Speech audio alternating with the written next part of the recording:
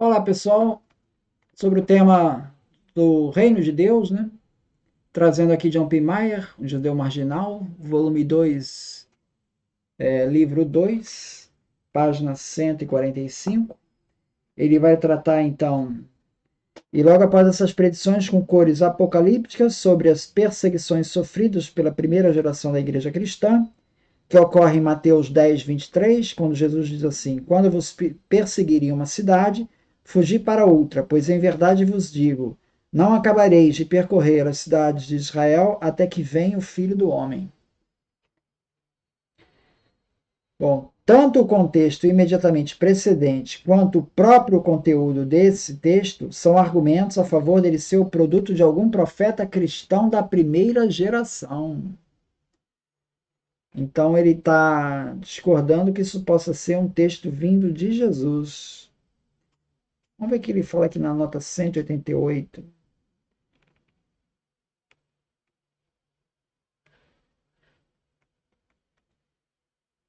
Boring sugere que Mateus 10, 23 proporcionava uma palavra do Senhor ressuscitado para resolver uma situação ambígua, para a qual não existia na tradição uma clara ou satisfatória fala divina. O problema era que algumas falas de Jesus na tradição primitiva pediam perseverança diante a oposição e, portanto, pareceriam vedar a fuga para outra cidade, como sinal de derrota e ou covardia. Porém, havia outras ocasiões em que permanecer em uma cidade hostil e aceitar o martírio poderia pôr em perigo a própria missão confiada pelo Senhor ressuscitado. Em tais casos, Mateus 10, 23 legitimava a fuga.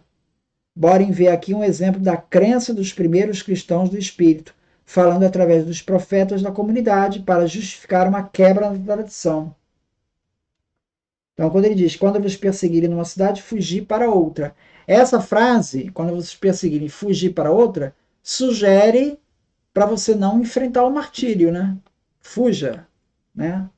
Então parece que é um texto inserido posteriormente pela primeira comunidade cristã.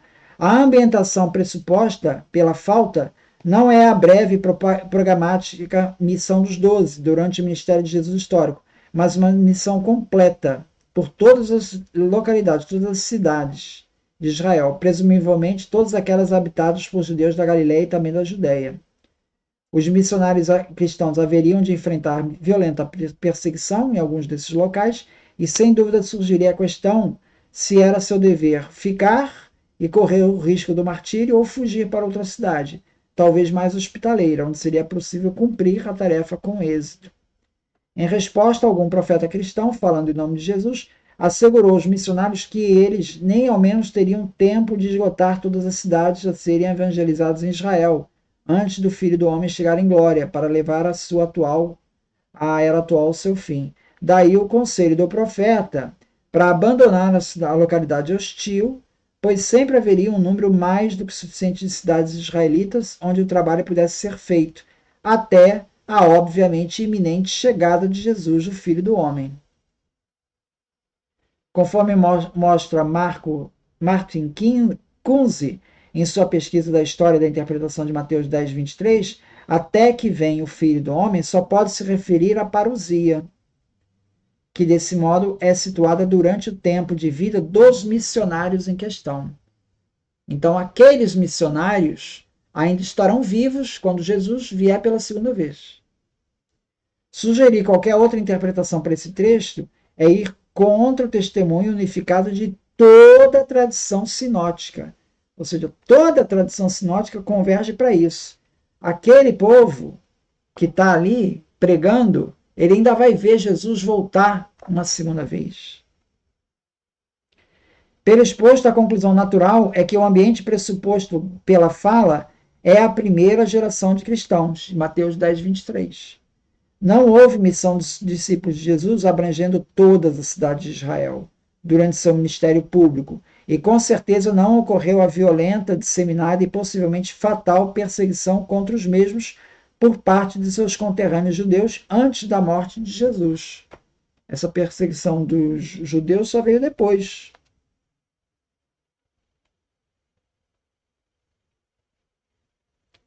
se realmente houve uma missão de discípulos durante o ministério público de Jesus, teria sido um breve e intenso período de atividade, visando apoiar e expandir a missão do próprio Jesus. Porém, em Mateus 10, 23, a missão dos discípulos transformou-se em objeto de reflexão e em problema teológico por si só. Então, parece uma preocupação depois de Jesus ressuscitado. Por outro lado, a destruição provocada na Palestina pela Primeira Guerra Judaica de 66 a 70, a queda de Jerusalém e a reorganização da vida social e política após a guerra parecem ter determinado o fim de qualquer missão organizada e de amplo alcance dos judeus cristãos junto a seus conterrâneos judeus na terra.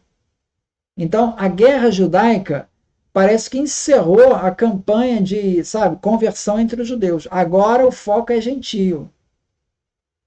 Portanto, o ambiente original e originante do lógium profético Mateus 10, 23 foi muito provavelmente a primeira geração cristã na Palestina, quando os missionários judeus cristãos avaliaram a estratégia à luz da perseguição que haviam sofrido por parte de seus irmãos judeus.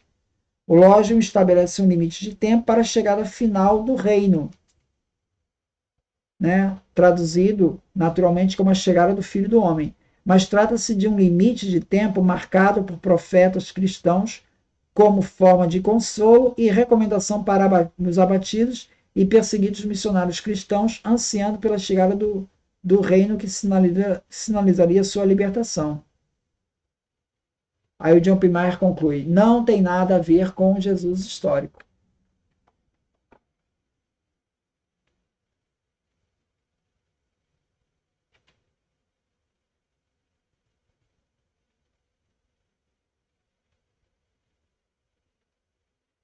Aí ele cita aqui o Joaquim Gniuca, em que diz: hoje em dia, esse lógium, Mateus 10, 23, esse que a gente está falando, do Mateus 10, 23, ele é unanimemente atribuído a uma situação pós-pascal.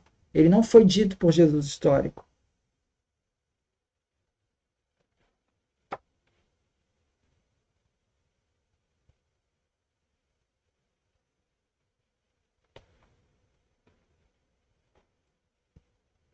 Então, vamos à frente aqui.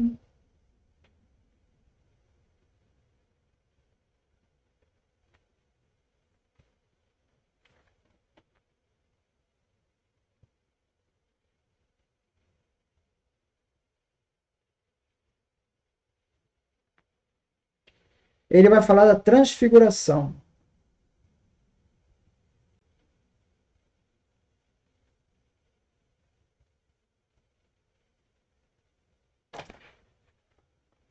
Ele vai falar de Marcos 9:1.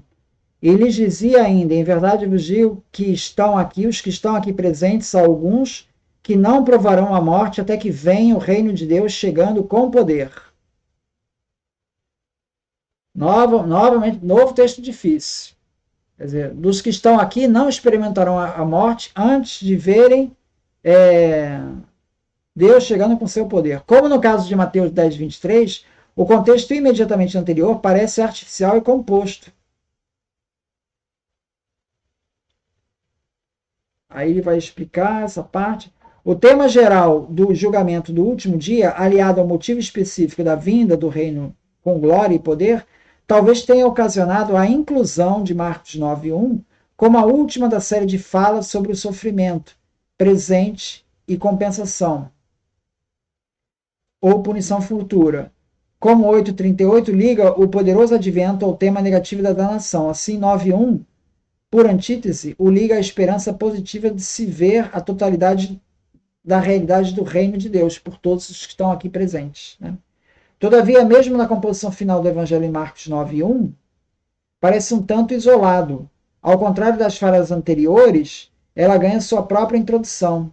Ele dizia ainda. Logo em seguida, 9:1, temos uma formal e precisa introdução temporal para a narrativa independente da transfiguração. 6 dias depois, Jesus tornou consigo Pedro, Tiago e João. Tudo sugere que originalmente 9:1 circulava como um lógium isolado, sem um contexto interpretativo mais amplo. ou Marcos, ou um compilador de falas pré-marciano, colocaram 9.1 no lugar onde está, no final de uma sequência de elogios, sobre o tema geral do sofrimento presente conduzido à compensação futura. Muito provavelmente foi o próprio Marcos que, escrevendo por volta de 70, imaginou uma forma de reinterpretar e, desse modo, preservar a promessa de 9.1. Como é que eu vou explicar isso? Muitos dos que estão aqui presentes virão Deus em glória, numa época em que os remanescentes da primeira geração cristã estavam morrendo sem que a profecia se cumprisse. Porque ele está escrevendo esse dito em 70, né, ou por volta disso. E não se cumpriu a profecia a princípio. Como é que eu vou explicar isso? É bem provável que a intenção de Marcos fosse que seus leitores vissem a profecia cumprida, pelo menos parcialmente, na narrativa da transfiguração. Por isso ele pegou esse texto, que ele estava solto, esse dito elogio estava solto, né, num outro contexto, ele pegou e trouxe aqui para a narrativa da transfiguração, logo em seguida, para meio que dar uma justificativa. Olha, essa profecia se cumpriu na transfiguração. Pedro, Tiago e João se enquadram com perfeição na expressão estão aqui presentes alguns, ou seja, a multidão juntamente com seus discípulos em 8:34. É óbvio que eles não morrem antes de verem o poderoso advento do reino na transfiguração de Jesus como filho do homem. Com a transformação de Jesus em um ser de luz e o aparecimento de Elias com Moisés, toda a cena fica impregnada de mistério celestial e glória escatológica. Assim, Marcos resolveu o problema do não cumprimento da profecia de 9:1, que todos estarão aqui até ver Deus em glória. Viram na transfiguração.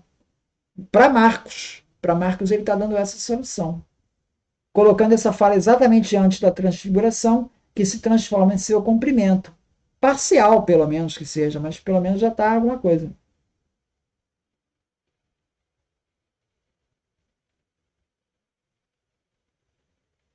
Aí continua John P. Mayer. Tudo isso, por certo, é muito artificial. Não faz sentido caracterizar Pedro, Tiago e João com a solene designação dos que não provarão a morte, quando a transfiguração ocorre apenas 6 dias dessa profecia.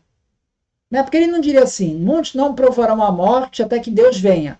Aí daqui a 6 dias Deus vem? Pô, peraí, ele está sugerindo que muitos não provarão a morte. Está sugerindo que esse evento vai ser um evento um pouco depois, né? A impressão normal dada por uma profecia relativa a alguns aqui presentes não provarão a morte até que vejam o reino, é que alguns dos espectadores sobreviverão até o desfecho do trama escatológico e outros não. O que se entende é um intervalo de alguns anos e não alguns dias. Ademais, por tudo que já vimos acerca da esperança de Jesus e de um advento futuro e definitivo do reino de Deus, que incluiria os gentios no banquete celestial, a visão efêmera da glória celeste, proporcionada a apenas 3 discípulos que não compreenderam a sua importância, dificilmente pode ser classificada como o reino de Deus chegando com o seu poder. Só para 3? Que constituía o tema central da proclamação de Jesus.